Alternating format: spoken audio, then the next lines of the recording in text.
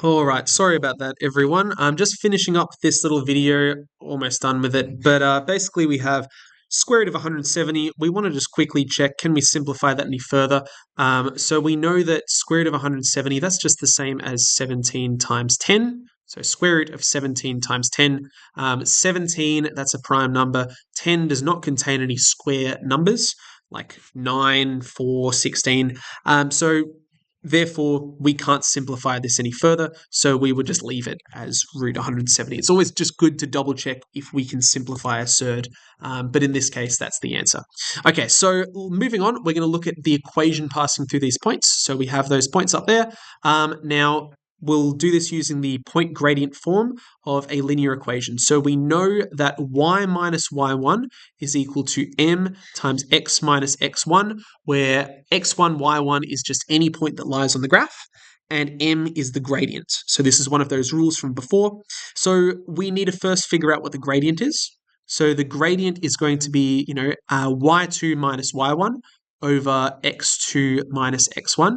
So if we just substitute in these points, that's y2, this is, x1, y1, this is x2, y2. So if we just substitute in those values, we get negative 6 minus 5 over 4 minus 4 minus negative 3, making sure we got these the right way around. So we had y2 minus y1 over x2 minus x1. It's very easy to make a mistake when substituting these values. So that up the top is negative 11. This down the bottom is positive 7, because 4 minus negative 3 is the same as 4 plus 3, which is 7.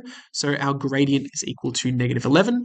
And therefore, we just need to use this form here. We could substitute in either one of our 2 points. So we could use this one or this one. It doesn't matter. So for argument's sake, I'll just use this one here.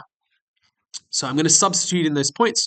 We have y minus y1. So notice y1. y1 is this one here. So y1 is 5, the y coordinate at this point. So we have y minus 5, and then we have that's equal to negative 11 over 4, the gradient, times x minus the x coordinate of that point, which we can see up here, that's equal to negative 3. So if I put in negative 3 here, be careful there's brackets there, that's going to be our x coordinate. So therefore, what we want to do is write this in the form y equals mx plus c. So what we can do first up is expand the brackets. Negative 11 over 4 times x. This becomes plus, so this is plus 3. So that is plus, plus negative 11 over 4 times positive 3. So this will simplify down to, that there will be negative 11 over 4x. Then this becomes minus, and that's going to be minus 33 over 4, because 11 times 3 is 33, and then we have the 4 down the bottom. All right, so hopefully that's nice and clear. Now we need to rearrange this, so we're going to add 5 to both sides, so we can write this as y, because over here we had y minus 5 before. So if I add 5 to both sides, we're going to get a final answer of, add 5 to both sides, it cancels out on this side. We're going to be given 11, so negative 11 for x, minus 33 over 4, plus 5.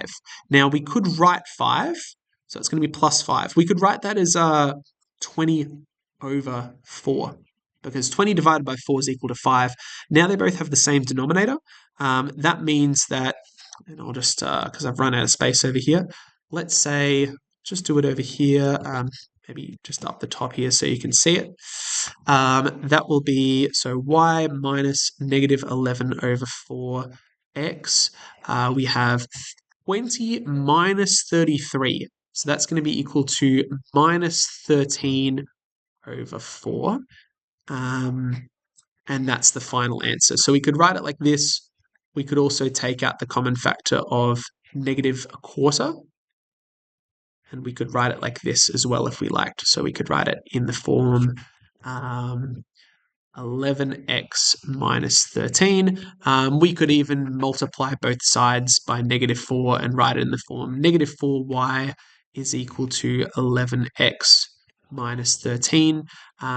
We can bring all the terms over to one side of the equation and write it as, we could write it as 13 is equal to 11x plus 4y.